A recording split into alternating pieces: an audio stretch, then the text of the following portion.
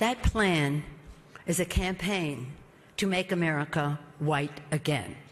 It's a plan that says over 50% of the current legal immigration will be cut back, that many people will be sent out of the country. For the moment, at least, the far right hates it, all the left hates it. Where are they going with this? Well, I think a true compromise is when everyone's miserable. Exactly. So it is a good starting point. But it is clear, as Senator Cardin indicated, that this is not going to be the final plan. President Trump admitted he's likely to massage his priority list once more, as he's done several times. And this is not really ultimately where it's going to end up. Shep, this is comprehensive immigration reform. This is not a DACA fix. This is a massive restructuring of immigration policy that's been in place for a minimum of half a century, and a real cutback to legal immigration that the Democrats are going to fight. So in terms of getting a deal, Democrats are going to have to make the decision. Are they going to do a shutdown fight on February 8th? Are they going to continue with the word they gave at the beginning of the week that they'll get through the budget fight and do this separately, and they are going to be needed. 60 votes in the Senate are going to be needed to bring the Democrats to the table. This is a bill that sounds like it's something that can pass the House, but really, it is not even a with bill. the Freedom Caucus. Well, there are enough people like Senator Cotton who are going to want to move this along, and are going to say that the amnesty component is met with enough concessions on the other side with regard to ending the visa lottery Freedom system. Caucus is going to say, yeah, amnesty, sure. That they might. But I'm holy moly. I'm not saying it's a given, but I think this was designed to be something that could get more of the House on board. The stuff that's being talked about, Shep, on the Senate side, it cannot pass the House right now with the majority of the majority. So they're trying to come out with a conservative bill that restructures the legal immigration system to make it merit-based, to try to bring them to the table, the Freedom Caucus on the House side. I don't even know for sure if it will pass the House, but it seemed like that's what this was designed to do. We are a long way from a deal, but if Democrats are shrewd, they will not play games with the budget bill again and a deadline of funding the government. They will separate this out, and then Republicans and the president will have to put something on the table that brings 8 or 9 or 10 senators to a vote on the Senate side. What happens on February 8th? On February 8th is the next deadline for the funding bill. I think it really depends on the Democrats again. I mean, it really is up to them. If they walk it back and they say, it's true, Senator McConnell, the majority leader, gave us his assurance that he's going to move directly on to a fix for the Dreamers. So we're going to vote for this funding bill in good faith because we know he wants to pass a fix for the Dreamers. Then it's really on the Republicans' lap. If they try to if they shut the government down over this again, they're going to pay a steep political price. So if President Trump wants to fix the Dreamers, he in the end might tailor this down to just a Dreamer fix wall funding bill, which would be one concession for each side, narrow the scope. I'm trying to find the person from the left who's going to say, yes, sure, go ahead and build your wall, when what we really need is people at the ports. I mean, that's their position anyway. I'm not saying they're right. Yes, I mean, the ones running for president like Senator Booker, Shep, but truly there is a center of people who know that you have to have border security paired with a DACA fix. You're not going to hit one or the other. Well, it'll be interesting. I mean, you talk about a massive overhaul. Yeah. Half a century this has been in place. This is enormous legislation. AB, it's great to see you. Hope you have a good weekend. Thank you, Shep. You too. To talk now about bringing America first to Davos. President Trump headed to the World Economic Forum tonight.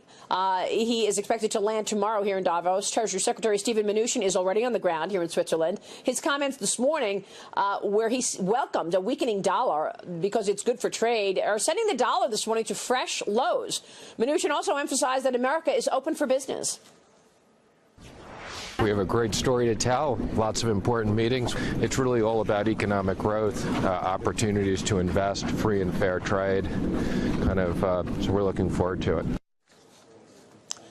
Joining us right now to weigh in, Hermitage Capital Management CEO Bill Browder. Bill, good to see you. Thanks so much for joining us. Great to be here. Were you surprised to see the Treasury Secretary say, look, a weaker dollar is good for the U.S. economy? No, and anybody who's in the investment business knows that if they're... You're not supposed to say it if you're a Treasury Secretary. No, you can absolutely say it. And in fact, there's no... I mean, if you want to sell more goods, make them cheaper for people outside the country to buy them. And that's what a weaker dollar is all about. It's sort of a no-brainer. In fact, when a country is in real deep trouble, trouble, they do a major devaluation, and that's what gets them out of the trouble. And so it's a good thing for the U.S. Bill, I want to turn to the Russia probe. We've got new developments this morning that I want to talk to you about. There were new text messages, and allegedly they reveal controversial FBI agent Peter Strzok was hesitant about joining special counsel Robert Mueller's investigation because of his, quote, gut sense that there would be, quote, no big there.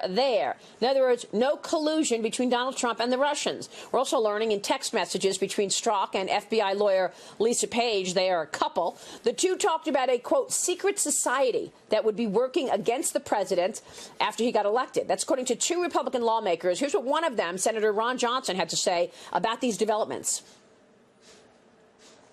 What this is all about is further evidence of corruption, more than bias, but corruption at the highest levels of the FBI and that secret society. We have an informant that's talking about a group that were holding secret meetings off-site. There's so much smoke here. There's so much suspicion. Let's stop there. A secret society, secret meetings off-site of the Justice Department. Correct. And you have an informant saying that? Yes. Is there anything more about that? No, we have to dig into it. This is not a distraction. Again, this is bias, potentially corruption at the highest levels of the FBI. So basically, when they were talking, Bill Browder, about the election, Peter Strzok and his girlfriend, Lisa Page, they said, look, if he wins, we have to have an insurance policy. And now this latest text reveals that when he did win, they said, oh, let's get the secret society in place to basically, I guess, create investigation after investigation between Trump and the Russians, which so far no evidence exists whatsoever. Your take? I know that I asked you about this because you've got an indirect sort of relation to this Russia probe because of the Magnitsky Law. Well, so I don't know who is saying what to whom from the FBI, and it would be not my place to comment on it. But what I can say is that the Russians absolutely had an agenda. The agenda was to get rid of the Magnitsky Act, which was a piece of legislation that I helped put in place, which puts sanctions on Putin and his regime. And they went to Donald Trump Jr. and Jared Kushner and others to try to make that happen. Now, whether anything happened to that meeting in response, we don't know. And eventually the truth will come out about that one way or another. And I'm not going to prejudge a Justice Department investigation. I believe Robert Mueller is an honest investigator, and he's got a lot of good people, patriots, working for him, and they'll either will prove there was no collusion or they'll prove there's collusion. We can all be armchair investigators trying to make sense of one or two sound bites, but you know, these people there's 20 people, 20 U.S. attorneys on his staff, 200 FBI agents, and a bunch of other people. Eventually, the truth will come out one way or the other, and then we can put it either to rest or we can put it to a problem. Tell me about Mr. Magnitsky and why you helped create that law. I'm not sure that the public understands what you've been through. Yeah, so I worked with Sergei Magnitsky. He was my lawyer in Russia. He uncovered a massive Putin government corruption scheme where Putin and his cronies stole $230 million of taxes that my firm had paid to the Russian government from the Russian government.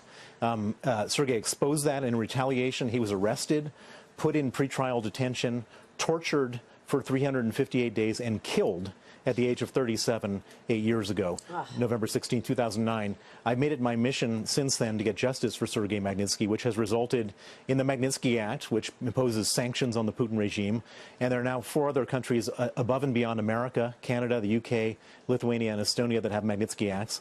I'm working all over the world to get a similar legislation. And Putin is absolutely apoplectic because Putin is one of the richest men in the world. He's got money everywhere. He's afraid that his money will be frozen. He's personally angry at me for this. I've been threatened with death, kidnapping, arrest, extradition. It's a major, major problem for Vladimir Putin. Do you walk around with security? I don't go around announcing on Fox News what I do to secure myself. Gotcha. Let me ask you this.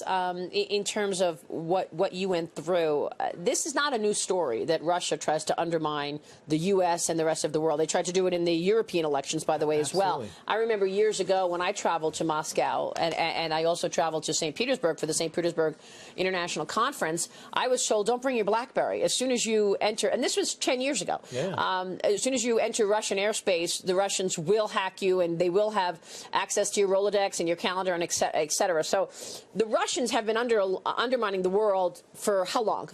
They've been doing it for 50 years. Right. I mean, so there's nothing new about Donald Trump. There's nothing new about this, right. and they did it in France. They do it everywhere. I mean, and it's not partisan. I think America needs to put aside all this partisan discussion about Russia. It's not if you support Trump, then you can't believe in Russian interference. Russia was interfering everywhere, and it's a nonpartisan thing. If they could have interfered if they could have talked to the Clinton campaign, they would have talked to the Clinton campaign. It's about Putin trying to create chaos. So he can't bring Russia up to the level of the United States and Western Europe, and so he wants to bring us down to his level by creating chaos, by creating dissent, by having us all fight with each other over this stuff. Somebody tried to run against him, and the election was what? What happened? He said, no, you can't run. Well, so Boris Nemtsov, Boris Nemtsov, a Russian opposition person, was killed right in front of the Kremlin, and it turned out that all 60 security cameras were turned off at the moment he was killed.